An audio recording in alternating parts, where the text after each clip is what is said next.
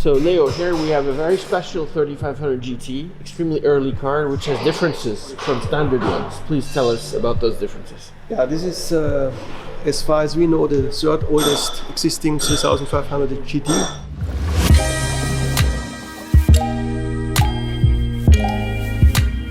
There is the serial number 022 at the end.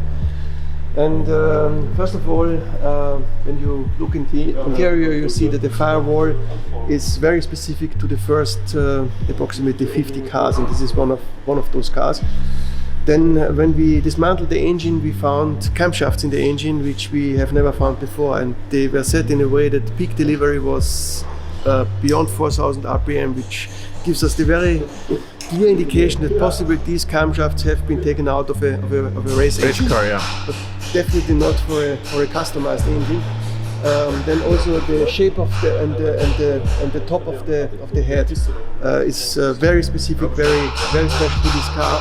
What we also see is that the dials of this car are very specific to the early cars. In fact, they are from a E6G Zagato. And overall, we know that the first cars have a slimmer width than the later cars. This is one of them, and also the seal section is much stronger than on later cars. What is special in this car is probably the first car which has a Little side window. It was the later cars, they lost it and then they gained it again, but apparently it was the first one with a side window. Können Sie bitte erklären, was Sie auf diesem Auto gemacht haben, vom Anfang bis heute? Ja, wir haben den komplett zerlegt, den Motor alles ausgebaut und viele Fotos gemacht, dokumentiert, alles für den Kunden. Ja. Dann viele Teile aufgearbeitet, Ja. zum Verchromen, neu verchromen lassen. Ja. Die Auspuffkrümmer, die haben wir auch beschichten lassen Okay. mit Aluminium. Der Kühler, der wurde komplett Neu bearbeitet, gemacht? Ja. komplett neu gemacht. Der wurde bei einer Fachfirma abgedrückt und neues Netz installiert. Ja. Wir machen die Thermostate neu, alle Schläuche machen wir neu. Ja. Die Bremshydraulik ist komplett weggegangen. Der Bremskraftverstärker, der wurde auch in der Fachfirma überholt. Okay. Und da kriegen wir auch ein Messblatt zu Ja. mit den Werten. Haben wir den Unterdruckbehälter Ja. von der Bremse, der ist komplett neu beschichtet. Die ganze Vorderachse haben wir zerlegt und alle Teile tauentlackt und beschichtet. Ja. Und diesen 3500 GT ist nicht ein typisches 3500 GT, weil hier gibt es verschiedenste, das hat Leo gerade gesagt, ja. Was das ist ein Problem für ihr? Ja, der ist speziell, der hat stehende Pedale noch, Ja. das Auto. Das kann man im Detail hier unten sehen, die Anlage von der Hydraulik und von der Bremse, Es ist da. die sind da.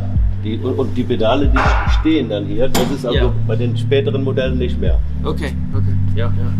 Und hier, ja. Und dieser Motor hat noch, wie bei dem Formelmotor, diese Kühlrohr kämen hier drauf. Das haben die neueren Motoren auch nicht mehr. Okay, okay. Also ein spezieller alter Motor mit außenliegendem Kettenspanner. Ja.